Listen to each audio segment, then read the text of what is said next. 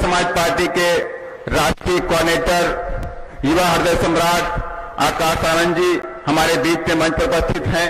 साथ ही आज इस चुनावी सभा में हमारे बीच में उपस्थित हैं स्टेट के कोऑर्डिनेटर पूर्व एमएलसी श्री रणवीर अशोक जी, प्रदेश के अध्यक्ष, प्रदेश के उपाध्यक्ष, प्रदेश के कोषाध्यक्ष, प्रदेश के महासचिव और साथ ही दूर दराज से आए हुए बहुजन समाज पार्टी के फॉलोवर, समर्थक गणों, बहुजन समाज पार्टी के सिपाहियों, कार्यकर्ताओं, आप सभी लोगों का मैं स्वागत अभिनंदन करता हूं कि आप लोग इस वक्त जो देश में कोविड-19 जैसी महामारी के बीच में भी आप लोगों ने समय निकाल करके कोविड-19 की जो गाइडलाइंस हैं उनको फॉलो करते हुए इधर बहुजन समाज पार्टी के समर्थक के रूप में आए हुए हैं।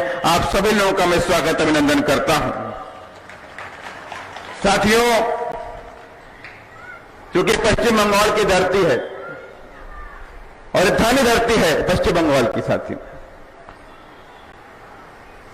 ये क्रांतिकारी धरती है पश्चिम बंगाल की। साथियों याद करिए वो दिन, इस देश के अंदर 1946 का दौर चल रहा था और बाबा साहब डॉक्टर अम्बेडकर इस देश की संविधान सभा में जाने के लिए प्रयास कर रहे थे, संघर्ष कर रहे थे और एक कांग्रेस की पार्टी और कांग्रेस के लीडर पूरी ताकत लगाए हुए थे कि बाबा साहब डॉक्टर अम्बेडकर संविधान सभा में जाने ना पाए। साथियों और उस वक्त बाबा साहब ये चाह रहे थे कि मैं बंबई प्रांत से जीत करके संविधान सभा में पहुंचूं और इस देश के अंदर जो हजारों दलितों, गरीब हैं, जो आदिवासी हैं, जो पिछड़े समाज के लोग हैं, जो सदियों से इस देश में गुलामी की जंजीरों से जकड़े हुए हैं, उनकी जंजीरों को तोड़ने का काम करूं।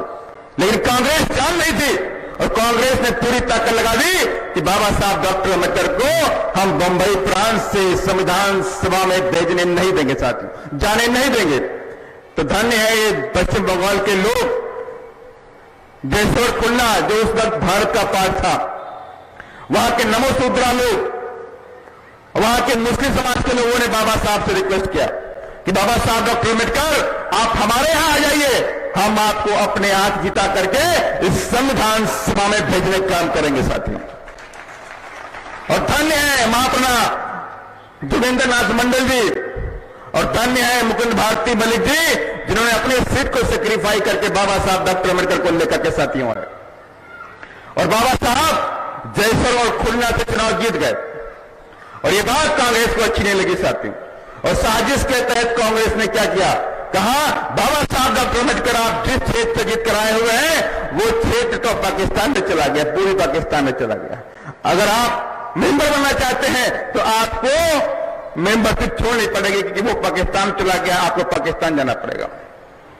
तो बाबा साहब ने कहा कि मेरे लोग, मेरे समाज के लोग, मेरे गरीब जो साथ लोग हैं वो इस देश में रहते हैं, मैं पाकिस्तान जाके क्या करूंगा। जबकि पार्टीशन का रूल था कि जहां पर 50% के ऊपर मुस्लिम समाज के लोग होंगे उसको पाकिस्तान बनाया जाएगा और जहां से 50% के नीचे लोग होंगे उसे पाकिस्तान नहीं बनाया जाएगा। पावर का ट्रांसफर करके चले जाओगे, अपनी पावर कांग्रेस के हाथ में देकर चले जाओगे, लेकिन उनका क्या होगा, ये करोड़ों करोड़ों दलितों, आदिवासियों, पिछड़ों को क्या होगा जो सदियों से गुलामी के जंजीरों में जकड़े हुए हैं, इनके साथ में आप न्याय नहीं कर रहे हैं। तो अंग्रेजों ने इस बात को समझा, बाबा साहब की बात को मान करके कांग्रेस से कहा कि जब तक आप बाबा साहब डॉक्टर अम्बेडकर को संविधान सभा में नहीं लाते हो तब तक हम आपको पावर का ट्रांसफर नहीं करने वाले। साथियों तब जाकर के कांग्रेस सत्ते में आई और कांग्रेस ने अपनी एक सीट, पुणे की सीट MR 6 की खाली करा करके बाबा साहब डॉक्टर अम्बेडकर को मजबूरी में संविधान सभा भेजने का काम किया। साथियों तो इसलिए मैंने कहा ये धरती जो क्रांतिकारी धरती है और हमें ऐसा विश्वास है कि क्रांतिकारी धरती से ही बाबा साहब के सपनों को पूरा करने का बिगुल फूंका जाएगा। साथियों आप सब ने देखा है देश के अंदर जो बाबा साहब का जो सपना पूरा हुआ, उत्तर प्रदेश के अलावा किसी और प्रदेश के अंदर आज तक बाबा साहब का सपना नहीं पूरा हुआ। उत्तर प्रदेश में मारिया बहन जी ने उत्तर प्रदेश में 4 बार मुख्यमंत्री बनी तो 4 मुख्यमंत्री बन करके बाबा साहब की विचारधारा पर चल के बाबा साहब के सपनों को पूरा किया। साथियों लेकिन ऐसी आवश्यकता हमें हर प्रदेश के अंदर दिखाई पड़ती है कि हमारे बहुजन समाज के लोग आपको जगना होगा और जग करके बाबा साहब की विचारधारा को देश के अंदर लागू करना पड़ेगा। साथियों तब जाकर के बात बनने वाली है। साथियों और बाबा साहब का सपना क्या है? बाबा साहब का एक ही सपना है, the capture the temple of power for your emancipation. आप इस टेम्पल ऑफ पावर पे कब्जा कर लो अपने उत्थान के लिए, और जिस दिन आपने इस टेम्पल ऑफ पावर पे कब्जा कर लिया उसी दिन आपके जीवन के सारे सुख आ जाएंगे, सारे दुख खत्म हो जाएंगे साथियों। और इसके लिए रास्ता बना दिया बाबा साहब ने, इसके रास्ते भी बनाए बाबा साहब ने। और बाबा साहब ने कहा है, मेरे बच्चों इस बनाए हुए रास्ते पर चलो, आप इस देश के राजा बन जाएंगे। और रास्ते कौन से थे?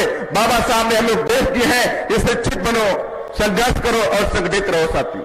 में अपने जहन में उतार नहीं पाए साथियों। अगर इस बात को बाबा साहब की हम मान लें तो हम मानेंगे आप सच्चे फॉलोवर साथी हो। आज बाबा साहब के साथ साथ आज 11 अप्रैल साथियों है, और 11 अप्रैल के दिन महात्मा ज्योतिबा फूले के जन्म दिवस होता है, जिन्होंने आज हमें इस देश के अंदर शिक्षा का अधिकार दिया साथियों।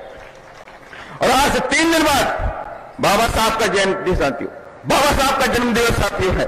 तो कम से कम इन दोनों महापुरुषों की जयंती के बीच में पश्चिम बंगाल के अंदर चुनाव होने वाले हैं और चल भी रहे हैं साथियों। तो मैं आप सबसे चाहता हूं कि बाबा साहब की प्रण लेकर के बाबा साहब के सपनों को पूरा करने का प्रयास आप करेंगे साथियों, पूरी ताकत के साथ में अपने बहुजन समाज पार्टी के प्रत्याशी को जिताने का काम करेंगे साथियों। तब तो जाकर ये बात बनने वाली है साथियों, वरना क्या होने वाला है आप सब जानते हैं कि यहां पर पश्चिम बंगाल के अंदर लंबे समय तक कांग्रेस ने राज किया, और उसके बाद यहां कम्युनिस्टों ने भी राज किया साथियों, और इधर 2 टर्म में शायद ममता दीदी भी राज कर रही है। लेकिन उसके बावजूद भी यहां पर दलितों और आदिवासियों की स्थिति में कोई खास सुधार नहीं हुआ साथियों। अगर सुधार हुआ होता तो यहां पे गरीबी खत्म हो गई होती, बेरोजगारी खत्म हो गई होती, अत्याचार खत्म हो गया होता। कि हम सब अपने पैरों पे कभी खड़े न हो पाए, क्योंकि अगर हम सब मिलकर खड़े हो गए तो तरक्की करने से हमें कोई नहीं रोक सकता। बीएसपी की 5 साल तक सरकार इसका जीता जागता सबूत है। अंबेडकर ग्रामीण समग्र विकास योजना, जिसके तहत हमारी बहन जी ने 19,000 ग्राम सभाओं में सड़कें, बिजली, पानी पहुंचाने का काम किया। इसके साथ साथ ही बहन जी ने हमारे सभी गरीब वर्ग, कमजोर वर्ग के लोगों के लिए महामाया गरीब आर्थिक मदद योजना भी चलाई थी, जिसके तहत बहन जी ने हर परिवार जो गरीबी रेखा से नीचे है उसको 300 रुपए हर महीने पहुंचाने का काम किया। इसके साथ ही बहन जी ने महामाया गरीब बालिका आशीर्वाद योजना भी चलाई थी, जिसके बारे में आपको रामजी गौतम जी ने बताया। आपकी एक ही सच्ची नेता है, वो सिर्फ हमारी माननीय बहन कुमारी मायावती जी हैं। यहां की वर्तमान की टीएमसी सरकार के बारे में अब मैं क्या कहूं। माताओं बहनों पर अत्याचार, गुंडाराज, गरीबी, बस यही कुछ शब्द मन में आते हैं इस सरकार के लिए।